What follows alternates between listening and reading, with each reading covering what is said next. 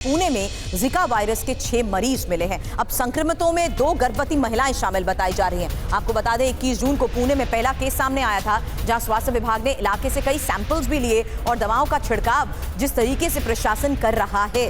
जिका वायरस आखिर है क्या और जिका वायरस के ये मामले सामने आने के बाद किस तरीके से अलर्ट हो गए हैं, क्योंकि संक्रमितों के बारे में फिलहाल क्या जानकारी सामने आई है, ये और इंफॉर्मेशन आपके आगे रखेंगे। फिलहाल खबर यह है पुणे में जिका वायरस के 6 मरीजों को लेकर, जिनमें 2 गर्भवती महिलाएं भी बताई जा रही हैं और 21 जून को पुणे में पहला केस सामने आया था। अब इंफॉर्मेशन कि किस तरीके से जिका वायरस खतरनाक है।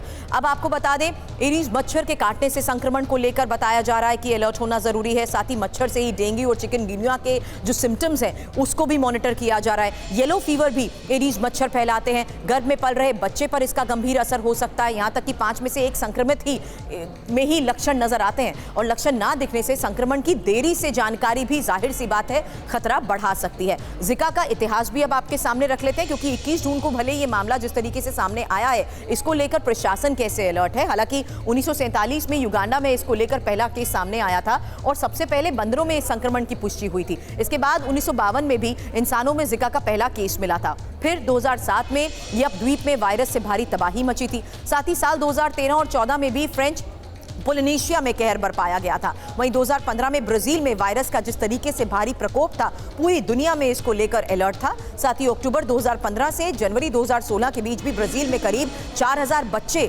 जिका वायरस के साथ जन्मे थे।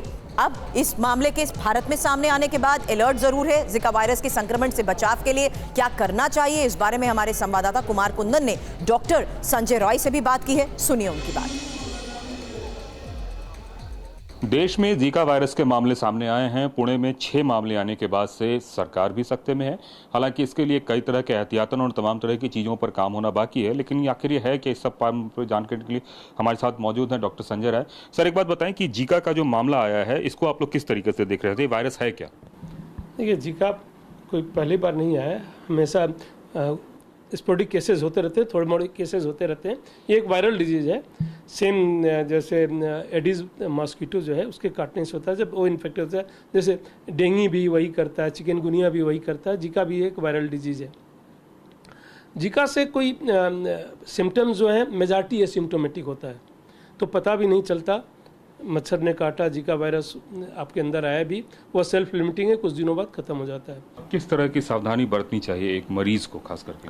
जो सावधानी हमें, पहली बात तो उसको मच्छर के काटने से बचाएं, तो सिर्फ चिकनगुनिया और एडिस से नहीं, जीका से भी बचेंगे, क्योंकि सेम वेक्टर इसको करता है, वेक्टर बॉर्न डिजीज है। कभी कभी रेयर में होता है, मेजॉरिटी में वेक्टर से होता है। मच्छर के काटने से बचें। मच्छर अगर कोई भी, तो सारी बीमारियों से बचेंगे जो मच्छर से रिलेटेड ये है। प्रोटेक्शन अपना करें। फिर भी अगर हो जाता है, किसी को जीका की प्रॉब्लम हो जाती है, तो वह जो है उनको भी इसलिए बचना चाहिए कि बाकी मच्छर को इन्फेक्ट न करें। सेल्फ लिमिटिंग है, कुछ दिनों में अपने आप आराम मिल जाता है। निश्चित रूप से कुछ सावधानियों के साथ आप भी जीका से बच सकते हैं। कैमरामैन विजय ममगन के साथ कुमार कुंदन, TV9 भारतवर्ष, दिल्ली। कुमार कुंदन मेरे सहयोगी हमें ज्वाइन कर चुके हैं। जिका वायरस के लक्षण क्या है, किस तरीके से क्योर होना है, स्क्रीन पर तो ये इन्फॉर्मेशन आपके सामने है, लेकिन इस वक्त देश में स्थिति है क्या? पुणे के केसेस सामने आने के बाद अलर्ट और कॉन्शियस होने की बात भी कही जा रही है। कुंदन, निश्चित रूप से देखिए, ये मामला अभी तक तो लोकल आउटब्रेक का है, लेकिन पेंडेमिक की स्थिति बन सकती है और कई बार दूसरे देशों में बनी भी है। शायद यही वजह है कि सरकार और पूरा सिस्टम इसको लेकर आश्वस्त है। और जैसा कि डॉक्टर संजय राय ने बताया कि बेशक अभी लोकल आउटब्रेक हो, लेकिन जो मौसम है वो मौसम काफ़ी अनुकूल है इसके लिए।